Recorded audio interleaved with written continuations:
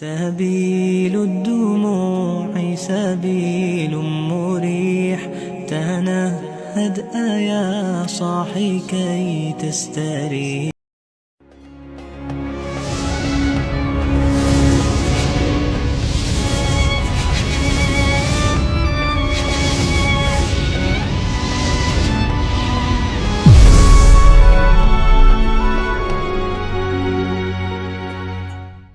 Assalamualaikum warahmatullahi wabarakatuh.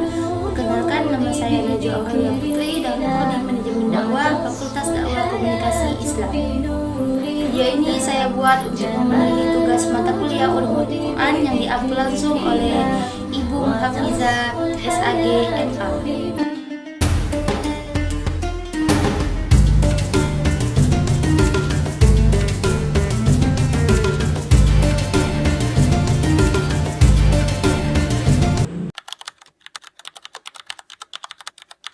Oke teman-teman, sekarang kita akan mengingat sebuah perjalanan penting dalam sejarah Islam, yaitu sebuah perjalanan yang bisa membuat kita memegang Al-Quran pada saat ini, membaca Al-Quran pada saat ini, yaitu perjalanan Jam'ul Quran, sejarah pengumpulan ayat-ayat Al-Quran.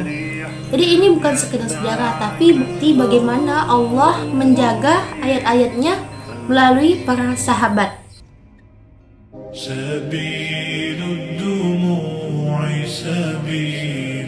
Sebelum Rasulullah SAW wafat, Al-Quran itu sudah dihafal para sahabat dan sudah ditulis di berbagai media seperti pelepah kurma, kulit hewan, batu, dan daun. Tapi ayat Al-Quran itu belum dikebukukan dalam satu mushaf utuh. Jadi para penghafal hanya menghafalnya saja, tapi belum dimusnahkan dalam satu mushaf utuh. Jadi ayat-ayatnya tersebar luas, para penghafalnya menghafalnya dengan kuat. Di masa Nabi, metode penjagaan itu ada dua. Yang pertama, hafalan para sahabat. Yang kedua, tulisan. Jadi pada masa ini tuh sangat aman karena Nabi sendiri yang mengawasi dan membimbing langsung. Jadi setiap turun ayat, Nabi memanggil para penulis wahyu, salah satunya Zaid bin Thabit. Lalu Nabi memerintahkan untuk meletakkan ayat ke surah tertentu.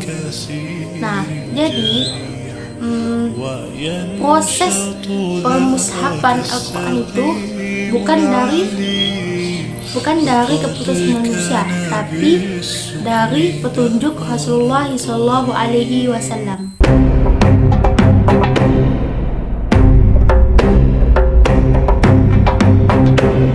Setelah Rasulullah SAW wafat, terjadi perang yang begitu besar, yaitu perang Yamamah.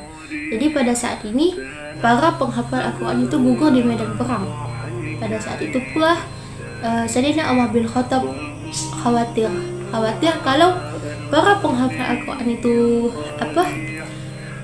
gugur di medan perang, maka siapa yang akan menjaga Quran? Maka siapa lagi yang akan menghafal Quran? Pada saat itulah Sayyidina Umar bin Khattab mengusulkan kepada Sayyidina Abu Bakar As-Siddiq untuk mengumpulkan mushaf mengumpulkan ayat-ayat Al-Quran jadi satu mushaf. Jadi setelah Umar bin Khattab mengusulkan dan memberitahukan kepada Sayyidina Abu Bakar As-Siddiq, awalnya Sayyidina Abu Bakar As-Siddiq itu ragu dan takut karena pada saat ini belum ada pemberitahuan Rasulullah itu menyampaikan kalau pengumpulan satu mushaf. Tapi setelah berdiskusi yang mendalam sampai yang mengumpulkan semua para sahabat berdiskusi, beristikharah, ternyata metode ini bukan merusak wahyu tapi metode penjagaan wahyu. Nah, dari situlah proyek besar ini dimulai. Oke, jadi setelah berdiskusi panjang dan setelah mereka setuju atas pendapat Sayyidina Umar bin Khattab, nah maka dari itu Sayyidina Abu Bakar As-Siddiq memilih dan menunjuk Zaid bin Thabit untuk menjadi pemimpin Jam'ul Quran, itu pengumpulan ayat-ayat Al-Quran. Kenapa Sayyidina Abu Bakar As-Siddiq memilih Zaid bin Thabit? Kenapa tidak ke sahabat yang lain? Karena banyak kan yang kayak gitu. Karena Zaid bin Thabit itu yang pertama tuh beliau tuh pastinya penghafal Al-Quran, dan yang kedua beliau itu penulis wahyu Nabi seperti yang saya jelaskan yang pertama kali, dan yang ketiga beliau itu cerdas dan teliti. Nah, Itulah alasan Sayyidina Abu Bakar As-Siddiq memilih Zaid bin Sabit.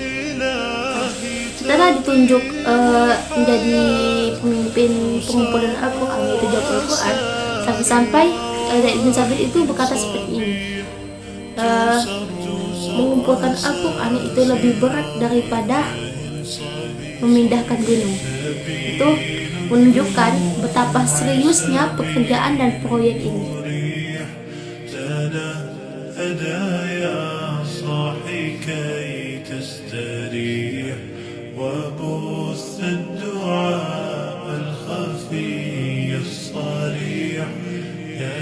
Sayyidina Utsman bin Affan memerintahkan penyalinan berdasarkan mushaf Hafsah, lalu menyatukan umat dalam satu mushaf standar, yaitu mushaf yang kita sebut mushaf Utsmani, seperti yang kita punya sekarang, yang kita pakai sekarang pada zaman ini.